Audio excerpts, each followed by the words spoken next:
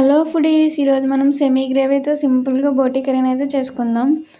ఇది తినేటప్పుడు కుక్ చేసేయడానికి చాలా బాగుంటుంది, కానీ ఇది క్లీన్ చేయడానికి మాత్రం తల ప్రాణం తోకకొస్తుందండి.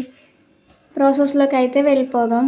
ముందుగానే ఒక ప్యాన్ పెట్టుకొని అందులో బిర్యానీ ఐటమ్స్ వేసుకొని ముందుగానే కట్ చేసి పెట్టుకుని ఉన్న ఆనియన్స్, పచ్చిమిర్చి వేసుకొని బాగా గోల్డెన్ బ్రౌన్ కలర్ వచ్చేంత వరకు ఫ్రై చేసుకోవాలి. అందులో కొంచెం కరివేపాకు, కొంచెం పసుపు వేసుకొని అల్లం వెల్లుల్లి పేస్ట్ వేసుకొని బాగా ఫ్రై చేసుకోవాలి.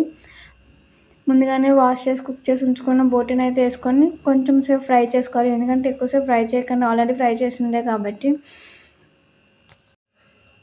ఇప్పుడు టేస్ట్ తగ్గట్టు సాల్ట్, పసుపు, కారం, ధనియాల పొడి, చికెన్ మసాలా, గరం మసాలా వేసుకొని బాగా ఫ్రై చేసుకోండి.